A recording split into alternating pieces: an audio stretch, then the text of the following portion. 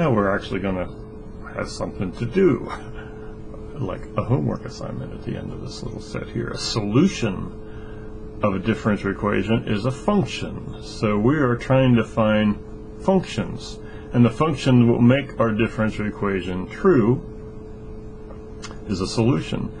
So when the function has derivatives are substituted in the equation is an identity. So verify f of x equals a times the sine of x plus b times the cosine of x is a solution to y double prime plus y equals 0.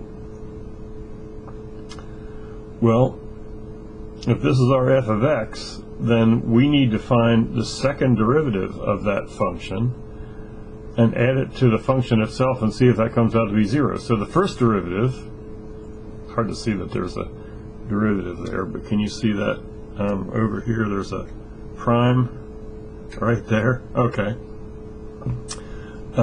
Derivative of sine is cosine, so a cosine of x. Derivative of cosine is negative sine, so minus b, sorry, I made an error. Negative sine of x, okay. And the second derivative is, well, the first derivative of this one. Derivative of cosine is negative sine, and derivative of sine is cosine, so there we have the second derivative is negative a sine of x minus b the cosine of x. Okay, so our f double prime plus f would be, there's our f double prime, this is our f, and if you add this and this, they get 0. If you add this part with a negative sign on it and this part, you get 0. So sure enough, y double prime plus y equals 0. So the expression on the right is 0, which is what we wanted to show, that f of x, this particular f of x, is a solution of this equation. Later we'll learn why it is, but for now we're happy to know that it is.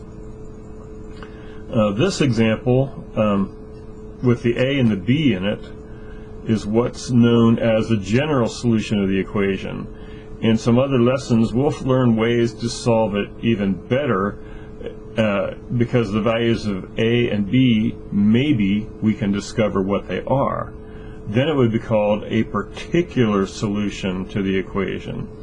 For example, if a is 0 and b is 1, we can say that y equals 0 times sine of x plus 1 times cosine of x, which equals cosine of x, is a particular solution to this equation. In other words, we have a value for a, we have a value for b. So particular solutions do not contain arbitrary constants, but what are called general solutions do contain arbitrary constants. How interesting.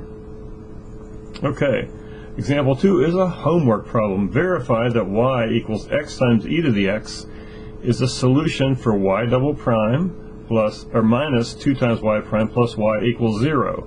And note, of course, this is a particular solution. Probably there is a general solution that has some constants, but this is a particular solution. We just want to verify that this solves this equation. And so I hope you realize you need to take two derivatives and one derivative actually and two derivatives and plug it into there and see if you do get 0. Okay, that's your homework problem. Example 3, verify that the implicitly defined function x squared y plus y squared equals c for any constant c is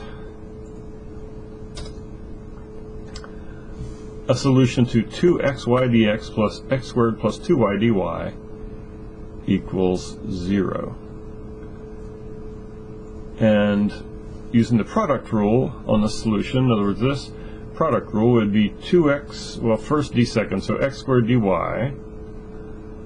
plus second d first, so y times 2x times dx, 2xy dx, plus y squared, taking a derivative of that, we would have 2y times the derivative of the inside function dy, which is 0. This is looking promising. But if we rearrange this just a little bit, in other words, put the dy parts together, see, we got x squared plus 2y dy, see, there's that part right there, and plus 2xy dx, and there's that part. So indeed, when we differentiated this implicitly, I hope you remember doing that, we do, in fact, get this equation, so therefore this implicitly defined function must be a solution for this equation, okay? Look up the implicit differentiation in your calculus book if need be, and there are other ways to do this. You could say, well, this is x squared times dy dx plus y times 2x, and then plus 2y times dy dx equals 0, and then multiplying by dx you will wind up with the same result. So that's an alternate approach for implicit differentiation.